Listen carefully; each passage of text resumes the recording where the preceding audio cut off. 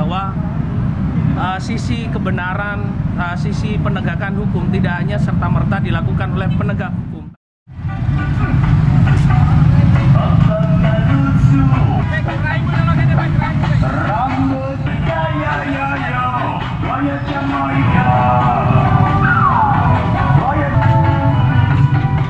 Dari Perancis, orang tahu bahwa seni itu adalah salah satu alat penembanding uang. Taufik Hidayat adalah sosok seorang seniman nasionalis asli Lumajang. Seniman yang lahir pada tanggal 25 Juli 1976 ini menciptakan hasil karya yang banyak diburu oleh para pencinta seni. Taufik Monyong, begitulah teman-teman memanggilnya. Nama itu diberikan saat mereka menyadari di setiap orasi hanya dia yang bersuara lantang dan tegas. Seniman nasionalis ini mengekspresikan protesnya terhadap ketidakadilan di negeri di atas kanvas, pahatan patung, dan kalung yang selalu ia kenakan. Ya, nama saya Taufik Hidayat, nama aslinya. Tapi panggilannya sekarang jadi Taufik Monyong. Lahir di Lumajang 25 Juli tahun 76. Sudah mulai kecil memang saya dididik oleh orang tua berbeda dengan anak-anak pada umurnya. Kalau anak-anak di kampung saya mungkin mereka bisa bermain dengan kawan-kawan yang lain. Setelah pulang sekolah mereka bisa bermain. Tapi saya tidak. Mulai mau berangkat sekolah pagi-pagi saya harus membersihkan rumah, menyapu halaman. Itu menjadi tugas rutin setelah pulang mengaji. Karena malam itu harus mengaji dan seperti semi pondok gitu.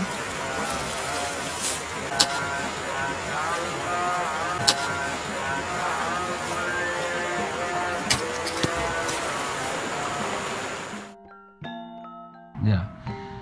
Pada waktu sekolah memang ya tidak tanpa sepengetahuan orang tua, tapi banyak aktivitas yang saya lakukan terutama untuk saya pikir kan sah-sah saja anak kecil ingin punya uang saku ya, membantu orang lain. Dan ketika yang paling kecil saya lakukan ketika ada pertunjukan layar tancap di kampung, biasanya ada sponsor jamu. Saya biasanya membantu salah satu kawan yang juga jualan makanan kecil seperti kacang goreng, kacang rebus, lalu tahu goreng, tempe, lalu sekarang kerupuk-kerupuk. Itu saya jajakan di saat ada acara berjualan, acara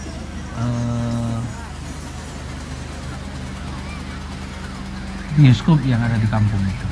Dan itu sering ada orang yang melaporkan pada orang tua saya. Tapi berkali-kali saya dimarahin, tapi buat saya akan terus lakukan karena saya juga tidak merasa menjelek-jelekan orang tua saya. Tapi itu bagian dari kreativitas saya. Kalau yang mana, Dek? Gimana maunya? Yang mana? Itu 1.000. Itu 1.000.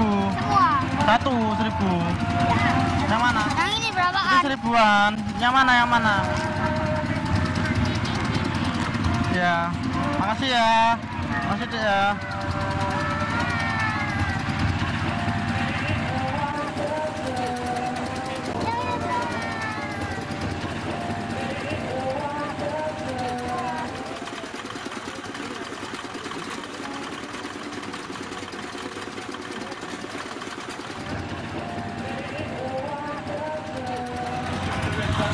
Apaan ini?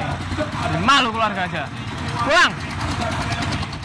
Walau telah dilarang sang ayah, Monyong tetap berjualan untuk uang jajan dan biaya transportasi untuk berangkatnya sekolah.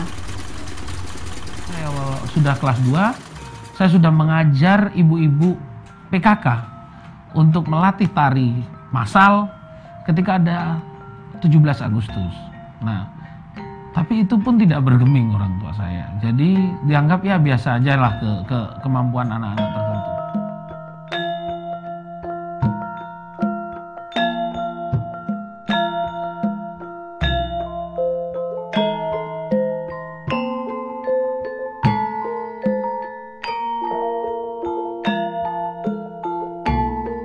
Dan yang lucu, di kampung saya itu ada satu buah kebiasaan. Ketika ada pembangunan masjid, itu selalu orang memberikan sumbangan ya, mulai dari Surabaya, Pasuruan itu kan sampai ke kampung saya begitu. Tapi kalau orang lain menaruh uang di nyumbang di masjid, walaupun 500 rupiah atau 1000, doanya panjang sekali, yaitu Alhamdulillahirabbil alamin, terima kasih Bapak Romi telah menyumbang masjid kami, semoga panjang. Tapi ketika saya memberikan bahkan 10.000 sekalipun, itu tidak pernah ada kata-kata yang menarik yang sama dengan orang-orang, tapi orang selalu meledek, "Hei Bang Gendeng." Dan itu sampai sekarang. Jadi ketika besok pun saya akan pulang ke kampung, lebaran macam-macam, ketika memberi pun itu pun keluar lagi kata-kata itu, tapi saya cuek aja.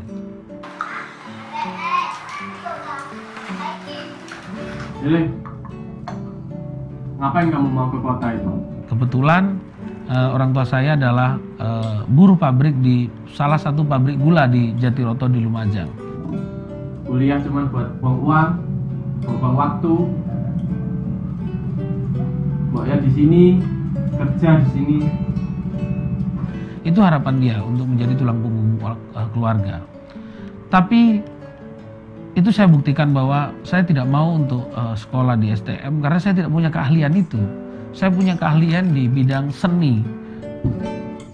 Tapi Pak, Taufik di sana mau kuliah, mau jadi seniman hebat, mau mengubah pola pikir pemerintah. Taufik janji bisa bikin Bapak bangga. Ya wes deh. Tapi Bapak udah nggak mau biayai kamu lagi. Betul Pak. Assalamualaikum. Salah. Ketika saya kuliah dan saya memang punya kebiasaan yang aktif yaitu menyapu halaman, membersihkan macam-macam. Dan salah satu waktu sudah masuk dalam masa penataran, saya harus kos. Nah, di saat kos saya memang tidak biasa duduk melamun lalu membayangkan hal-hal yang aneh, yaitu kerja, nyapu. Saya lihat WC, kamar mandi kotor, saya kerjain. Saya lihat piring tumpuan bau nggak sedap, saya bersihin. Nah, di saat itulah mungkin Pak Kos itu melihat aktivitas saya juga yang aneh ya. Tapi udah memang kebiasaan pondok pesantren. Kalau ada barang kotor kita bersihin. Wih, kamu kenapa? Kok kayaknya nggak masalah? Bingung Pak, baru kos-kosan pakai apa? Udah, nggak usah dipikir. Kamu bantu Bapak bersih rumah dan kamar kos saja. Tapi gaji saya juga bingung Pak, bayar pakai apa? Bagaimana kalau kamu bantu Bapak jualan pecel? Iya Pak, bener Pak. Aduh, makasih Pak. Taufik Monyong tidak pernah mengenal kata lelah dalam hidupnya. Ia selalu berpikir dan peduli terhadap keadaan di sekitarnya. Keinginannya yang besar untuk bisa terus berkarya dan berapresiasi seni telah menjadi bagian dari hidupnya. Sampai pada akhirnya ia berhasil menjadikan para generasi muda mengikuti jejaknya. Taufik mengajak pola pikir anak muda menjadikan seni sebagai ungkapan perasaan, terutama terhadap pemerintah, agar dapat melihat keadaan rakyatnya dengan cara yang tidak anarki. Ya, kepada anak muda, saya ini mungkin yang umur bisa boleh tua seperti saya, tapi jiwa tidak boleh menjadi tua. Dan kepada anak muda, kemiskinan adalah bagian dari potret hidup yang menjadi latar belakang kita. Atau kekayaan pun itu juga bagian dari latar belakang hidup kita. Tapi berkesenian, berkarya dalam dimensi apapun itu harus dilakukan secara kuat dan tajam, secara maksimal dan progresif. Tidak ada satupun yang bisa menolong kita kecuali diri kita sendiri dan Tuhan. Tidak ada yang bisa membuat kita menjadi besar tanpa kita yang merubah semua itu dengan jiwa, ketulusan, kemampuan, dan keinginan dari semua yang menjadi prinsip. Hanya problem yang paling mendasar, orang-orang itu akan menjadi tidak mau dan takut untuk menghadapi peradaban ini karena satu, malas. Malas berpikir, malas bersikap, malas. Ini malas adalah bagian musuh kita lebih jahat daripada setan. Dan kita berharap saya berharap, dan mungkin juga anak-anak muda berharap, perubahan itu adalah bagian yang menunjukkan eksistensi orang di zamannya. Ketika saya eksis di zaman ini, maka harus ada yang lebih eksis daripada saya di zaman itu, adalah anak-anak muda. Dan itu bagian pembuktian bahwa Tuhan itu maha dahsyat.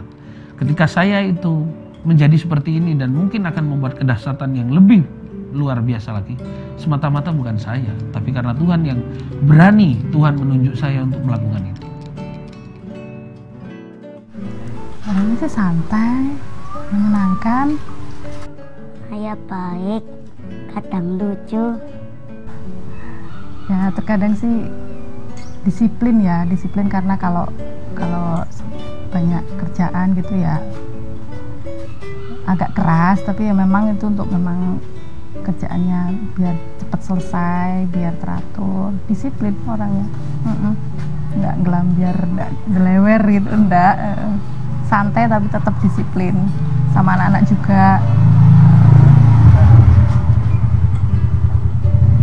Ternyata untuk mencapai keberhasilan dibutuhkan totalitas, perjuangan, pengorbanan, dan tidak lupa orang-orang yang senantiasa mendukung, kepercayaan yang diberikan keluarga dan rekan-rekan satu profesi.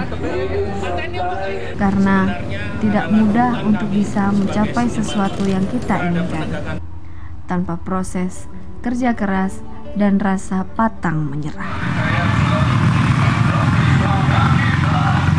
Kobarkan asmara jauh di dalam dada.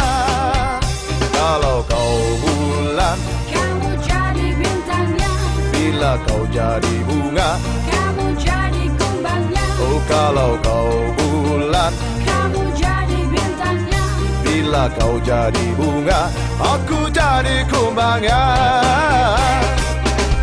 Hariku tersayang, hariku tercinta, hati dilanda rindu tanpa kehadiranmu. Oh hariku tersayang, hariku tercinta, temani diriku sampai